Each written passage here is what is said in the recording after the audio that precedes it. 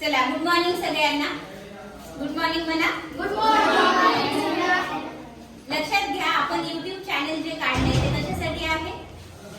का असेल सांगा बरं. YouTube चॅनल इंग्रजीसाठी आहे, पण ते खास चॅनल तुमच्यासाठी आहे. जर एखादा विद्यार्थी अब्सेंट राहिला असेल किंवा एखाद्या विद्यार्थ्याला जसं ABCD आपण आता सुरुवातीला मागच्या 4 दिवसापासून कशाचं प्रॅक्टिस घेतोय, कशाची घेतोय, काय घेतोय, ABCD. एखाद्या विद्यार्थ्याला सगळे विद्यार्थी सारखे आहेत, परंतु एखाद्या विद्यार्थ्याला लगेच समजतं आणि एखाद्याला समजत नाही. बरोबर. तर न घाबरता ज्या कोणालाही मुलगी असू द्या किंवा मुलगा असू द्या, तुम्ही काय करू शकता, पुन्हा YouTube चॅनलवर जाऊ शकता आणि तो व्हिडिओ बघू शकता आणि तो भाग तुम्ही समजून घेऊ शकता का? हो. घेऊ शकता ना? हो. आणि प्रश्न आले ते बघत असताना तर तुम्ही कोणाला विचारणार मग? मला विचारणार. Very good. तर मला सांगा, आपण मागच्या आठवड्यामध्ये काय बघितलं? A to Z. काय बघितलं बोला? A to Z. A to Z. त्याच्यामध्ये आपण स्मॉल लेटर आणि कॅपिटल लेटर बघितलं. बरोबर. हे कॅपिटल. आता मला सांगा, याला आपण काय बोललो? आई. आणि याला त्याचं काय बोललो? बाळ. आता कसं लक्षात ठेवायचं मग? कॅपिटल लेटर म्हणजे त्याची आई आणि स्मॉल लेटर म्हणजे ते बाळ.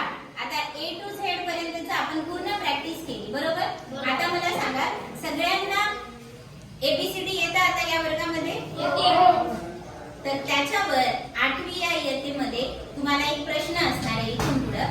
जर ती ABCD जर आली तर तुम्हाला तो प्रश्न काय येईल? सोडवता येईल. ठीक आहे. आणि त्या प्रश्नासाठी किती मार्क आहेत तुम्हाला? 2 मार्क आहेत. बरं, हा प्रश्न फक्त 8वीलाच आहे का? नाही. तो प्रश्न तुम्हाला 9वीला पण आहे, तो प्रश्न तुम्हाला 10वीला पण आहे. Very good. काय हुशार आहेत ते लेकरं माझे. ठीक आहे. तर आता काय करायचंय, हा प्रश्न आहे बघा. Put the following words in alphabetical order. Alphabet आपण बघितल्यात ना. अल्फाबेट म्हणजे कोणते आहेत आता? A to Z. मग आता ह्या प्रश्नाचा मराठीमध्ये हा प्रश्न सगळ्यांनी आता लिहून घ्यायचा आहे तुमच्या वहीमध्ये. चला लवकर वह्या काढा, लिहून घ्या फटाफट.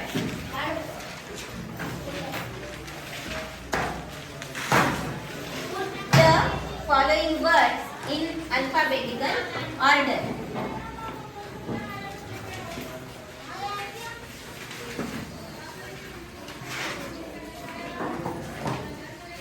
आपण त्याचं एक एक्झाम्पल पण घेतलंय आणि ते कसं सोडवायचं हे तुम्हाला मी सांगणार. ठीक आहे.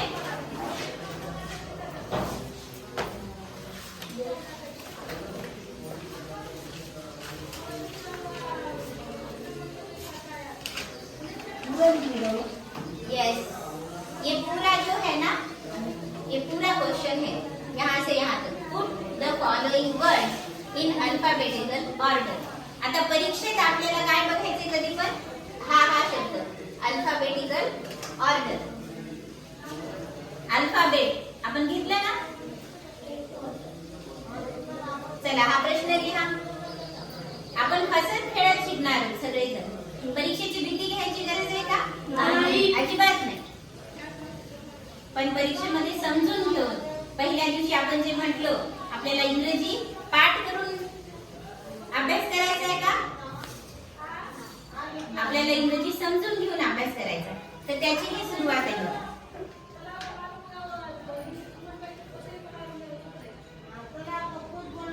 ठीक आहे. झालं लिहून सगळ्यांचं? झालं ती सांगा मला. चला लिहा पटकन. Put the following words in alphabetical order. आता अजूनही मला माहिती आहे काही जणांना तुम्हाला इंग्रजी वाचता येत नाही है ना, किंवा समजत नाही. तर त्यांच्यासाठी आता काय करायचंय त्यांनी, हा जो शब्द आहे ALPHABETICAL अल्फाबेटिकल ऑर्डर म्हणजे पेपर मध्ये आता कधी कधी काय होते, वाचता येत असून सुद्धा पेपर मध्ये प्रश्न नुसती प्रश्नपत्रिका बघितली तरी माणूस घाबरून जातो. विज्ञानाची बघू द्या, गणिताची बघू द्या, तर आपल्याला घाबरायचंय का? नाही. त्यावेळेला आपण लक्ष द्यायचे की हा कोणता प्रश्न आहे, हा किती मार्कांसाठी आहे आणि आपण कसा सराव केला होता त्याचा. जर तुम्हाला प्रश्न माहित असेल तर त्याचं उत्तर तुम्हाला नक्कीच लिहिता येते. म्हणून आधी तुम्ही काय करायचंय, आता प्रश्न समजून घ्यायचा आहे. बरोबर? पुट म्हणजे पुट द फॉलोइंग, पुट म्हणजे ठेवणे. आता हे बघा, I am putting this pen here, I am putting this pen on the bench. Put म्हणजे काय आहे? ठेवणे. तर पुट द फॉलोइंग, फॉलोइंग म्हणजे खाली, खालचे. ठीक आहे. वर्ड्स म्हणजे शब्द. अल्फाबेटिकल ऑर्डर, अल्फाबेट आपण बघितले A to Z. ऑर्डर म्हणजे क्रमाने. ऑर्डर म्हणजे काय? क्रमाने. आता इथं किती शब्द दिले बघा बरं. 1 2 3 आणि 4. किती शब्द आहेत या प्रश्नात? 4. आता मी काय केलेलं दिसतंय तुम्हाला? हा शब्द वाचता येतो का बघा? काय आहे हा? देअर. Very good. त्याची सुरुवात कशाने झाली आहे? त्यानंतर कोणता आहे? हिस्ट्री. कोणता आहे? हिस्ट्री. त्याची सुरुवात कशाने झाली? यच. त्यानंतर अवे. अवे कशाने सुरुवात आहे त्याची? ए. त्यानंतर आईज. बरोबर. कशाने सुरुवात आहे? ई. आता काय करायचंय तुम्ही बघा. टी, त्यानंतर एच, त्यानंतर ए आणि त्यानंतर ई. बरोबर. हे शब्द आहेत ना. आता एबीसीडी लिहा. चला, स्मॉल एबीसीडी लवकर. हा, स्मॉल एबीसीडी या प्रश्नाच्या खाली लवकर लवकर. A to Z किंवा मग आधीची तुमची लिहिलेली आहे का? आहे ना. लिहायची गरज आहे का मग पुन्हा? आता तुमच्याच वहीमध्ये आधी आपण लिहिली ना काल परवा. बरोबर. ती बघा आता. चला ती बघा. काढा स्मॉल एबीसीडी काढा. ज्यांनी नाही लिहिली आहे त्यांनी लिहा आता, आणि ज्यांनी आधी लिहिलेली आहे. ठीक आहे. आता बघा, टी एच ए आणि ई याच्यामध्ये सगळ्यात पहिलं अल्फाबेट कोणतं येते? कोणतं येते? ए. मग आता put the following words in alphabetical order. खालचे शब्द हे अल्फाबेटिकलच्या क्रमाने लिहा.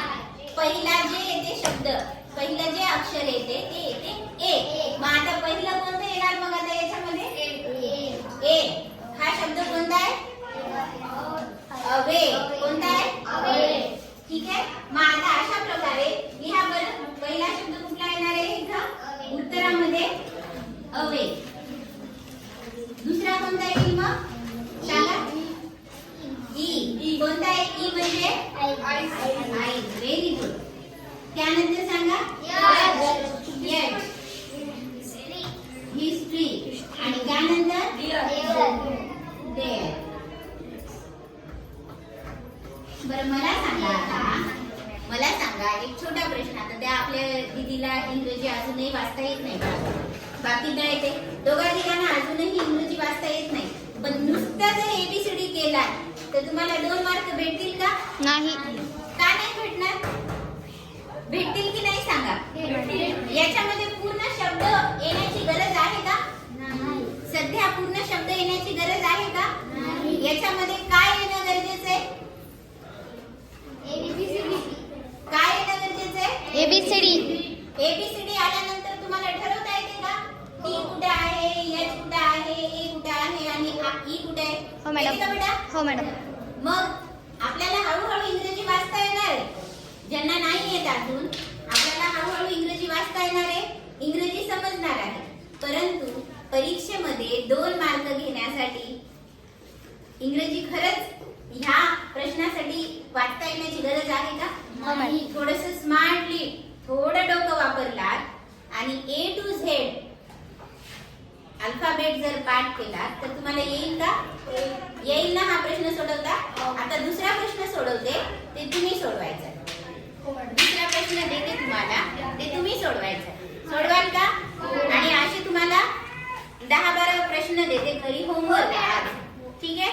मग आता मला सांगा, आता हा जो प्रश्न आहे the following words in alphabetical order. समजलं सगळ्यांना? काय करायचं ह्याच्यामध्ये कोण सांगते? काय करायचं ह्याच्यामध्ये? आता मराठीमध्ये सांगा चला. एका क्रमाने काय काय करायचे? इथे या आणि सांगा, समजावून सांगा. मी सांगितलंय, या, घाबरायचं नाही, मी आहे इथं. या चला, मी मदत करू लागते.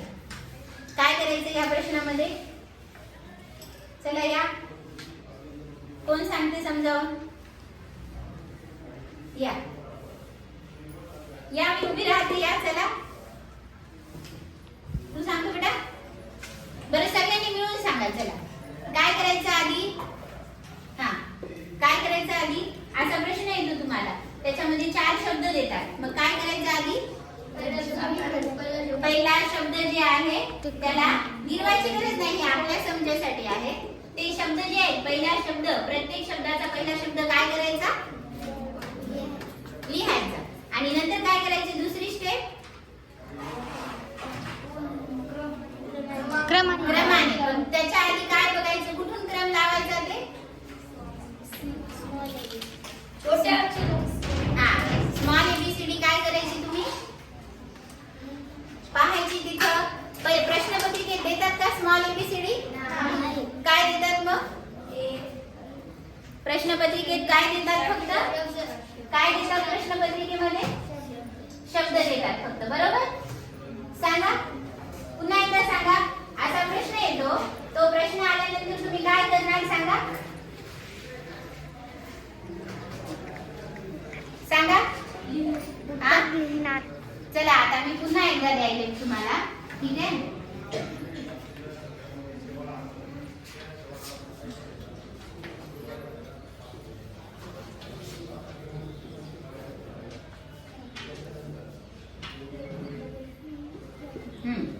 आता काय करायचं सांगा. हा प्रश्न आला, अल्फाबेटिकल ऑर्डर प्रमाणे लावायचा. सांगा ना, सांगा, बोलायचं काही नाही, बोला ना तुम्ही. येस, पहिला शब्द कोणता आहे ना? ऍपल. हा, दुसरा? बिफोर. Very good. त्यानंतर पॉट. हा, या चला लिहा. या पटकन लिहा. धावत या लवकर. चला माझ्या आधी. Yes, very good. चला, कोणता येते ते लिहा.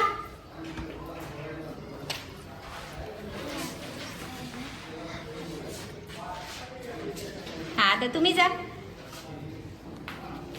लिहा.